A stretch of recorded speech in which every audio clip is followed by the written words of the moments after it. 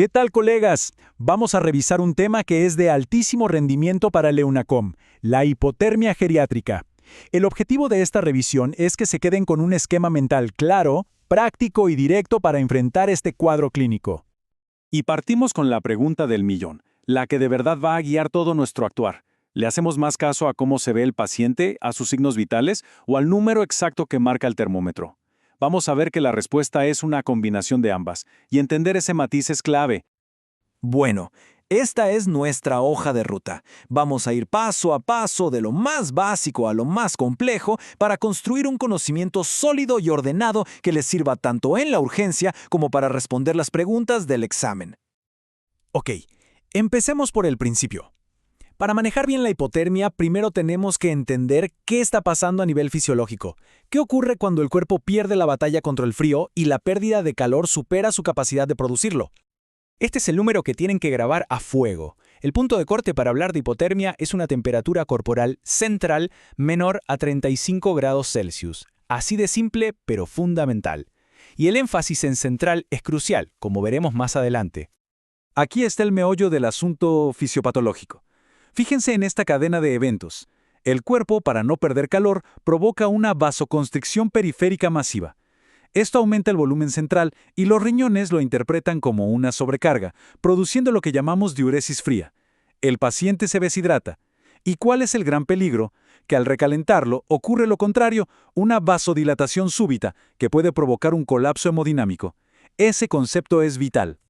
Pasemos ahora a lo que es probablemente lo más importante para el EUNACOM y para la práctica clínica. Saber clasificar al paciente nos va a decir paso por paso qué es lo que tenemos que hacer. Colegas, esta tabla es oro puro. Es el esqueleto de todo el manejo. La relación es directa. Hipotermia leve, entre 32 y 35 grados, se maneja con calor pasivo. Moderada, entre 28 y 32, ya requiere calor activo externo. Y la severa, bajo 28 grados, exige medidas de calor activo interno. Esta correlación es una pregunta de examen cantada. En la fase leve, el cuerpo todavía está dando la pelea. Esos escalofríos intensos, el tiritar, son el último gran esfuerzo del organismo por generar calor. El paciente está despierto, orientado, pero ya podemos notar cierta torpeza, algo de confusión. Aún está compensando. Ojo acá, el signo clínico que nos grita que la cosa se está poniendo fea es el cese de los escalofríos. Cuando el paciente deja de tiritar, significa que sus mecanismos de compensación se agotaron. El cuerpo se está rindiendo.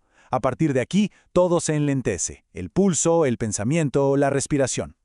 Y bueno, la etapa grave ya es un estado de apagado fisiológico casi total. El paciente está en coma, parece muerto. Las pupilas no reaccionan y el riesgo de arritmias letales como una fibrilación ventricular o una asistolia es inminente. La mortalidad en esta fase es altísima. Muy bien, ya sabemos cómo se ve el paciente en cada etapa. Ahora vamos a las perlas diagnósticas, a esas cosas que nos van a preguntar sí o sí en el examen. Colegas, esto es fundamental y un error muy común. La temperatura axilar en un paciente con hipotermia no sirve, no es confiable. Siempre va a subestimar la gravedad del cuadro. Para tomar decisiones necesitamos sí o sí una temperatura central. La más accesible en la urgencia es la rectal. Ahora, pasemos al electrocardiograma. En el electro de un paciente hipotérmico hay un hallazgo muy característico, casi patognomónico, que tenemos que ser capaces de reconocer al instante. Y aquí la tienen, la famosa onda J de Osborne. Fíjense en esa deflexión positiva, como una joroba, justo donde termina el QRS y empieza el segmento ST. Ver esta onda es prácticamente un sinónimo de hipotermia. Es una imagen que tienen que retener.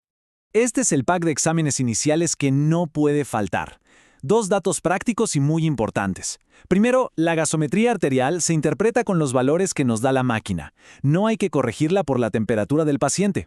Y segundo, siempre un hemoglucotest al ingreso. La hipoglicemia puede ser la causa, la consecuencia o simplemente un imitador de la hipotermia. Perfecto. Ahora vamos a lo práctico. Juntemos la clasificación con la fisiopatología y veamos cómo se traduce todo esto en un manejo escalonado y ordenado. Da lo mismo el grado de hipotermia, siempre vamos a partir con esto. Son las medidas generales, el ABC. Lo primero es detener la pérdida de calor. Así que fuera la ropa mojada, secamos bien, cubrimos con mantas secas, idealmente tibias, y lo llevamos a un lugar protegido del frío. Una vez que detuvimos la pérdida de calor, tenemos que empezar a devolverle temperatura al cuerpo. Y aquí hay dos grandes estrategias. El recalentamiento pasivo, donde básicamente ayudamos al paciente a que él mismo genere su calor, y el activo, donde nosotros le entregamos calor desde afuera. La elección depende exclusivamente de la gravedad. Esta tabla lo resume todo y es la aplicación práctica de lo que ya hemos visto. Hipotermia leve, recalentamiento pasivo. Hipotermia moderada, recalentamiento activo externo, como las mantas de aire caliente forzado. Y hipotermia grave, recalentamiento activo interno, con sueros intravenosos tibios y en casos extremos de paro, el ECMO. Y para terminar, hablemos de los peligros. El recalentamiento es un proceso delicado, lleno de posibles complicaciones.